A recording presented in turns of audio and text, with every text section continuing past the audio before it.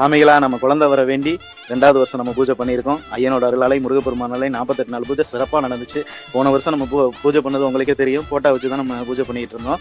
இந்த வருஷம் வந்து ஒரு சிலை வாங்கி நான் பூஜை பண்ணணும்னு ஐயனுக்கு ஆசைப்பட்டேன். அந்த சிலை வந்தது பெரிய மகிமை, அதுவும் நான் போட்டிருந்தேன். அதே போல 18 படி வந்ததும் பெரிய மகிமை. அந்த ஐயனே அனுப்பிவிட்டு எனக்கு பூஜை பண்றான்னு சொன்ன மாதிரி இருந்துச்சு.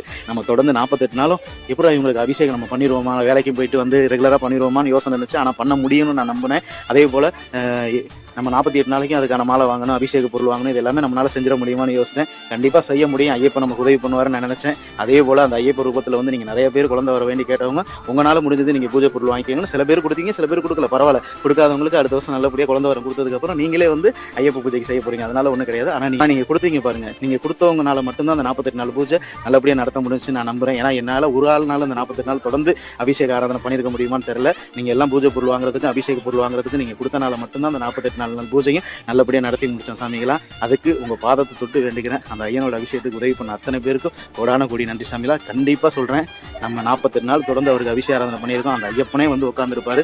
அதுல எந்த வித மாற்றமும் கிடையாது. நான் பூஜை பண்ண 4500 பேருக்கும் கண்டிப்பா குழந்தை வரம் கிடைக்கணும்னு சொல்லி தான் நான் வந்து மணி எடுத்துட்டு போய் கட்ட போறேன். அதே போல 2 நெய் தேங்காய் உங்களுக்காக நிரப்பி கொண்டுட்டு போறேன். என்னோட வேண்டுதலாக தான் நான் கொண்டுட்டு போய் நான் ஐயனுக்கு அபிஷேகம் பண்ணிட்டு வந்து அந்த அபிஷேக நெய்யை நான் மகர ஜோதி வரைக்கும் இருந்து உங்களுக்கு ஒவ்வொருத்தருக்கும் படைச்சு நான் அனுப்புற சாமி. நிறைய பேர் பிரசாதம் கேட்டுறீங்க, படைச்சு அனுப்புறேன். நீங்க பிரசாதம் கைக்கு கிடைச்சோன்னு என்கிட்ட சொல்லுங்க, நான் எப்படி சாப்பிடணும்னு சொல்றேன். கணவன் மனைவி 2 பேரும் உங்களோட குலதெய்வத்தை நினைச்சு நீங்க நான் சொல்ற முறையில சாப்பிட்டுட்டு வாங்க.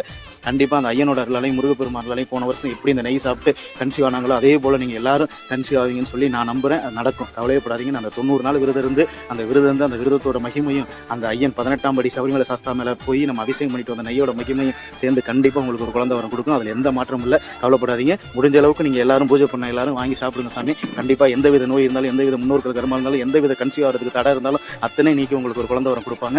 நான் சும்மா விளையாட்டு சொல்றேன்னு நினைக்காதீங்க. என் தத்துருவமா அந்த ஐயப்பனும் முருகனை இறங்கி வந்து உங்களுக்கு உதவி செய்வாங்க. கவலைப்படாதீங்க. சுவாமியே சரணம் ஐயப்பா. வெற்றிவேல் முருகனுக்கு அரோகரா.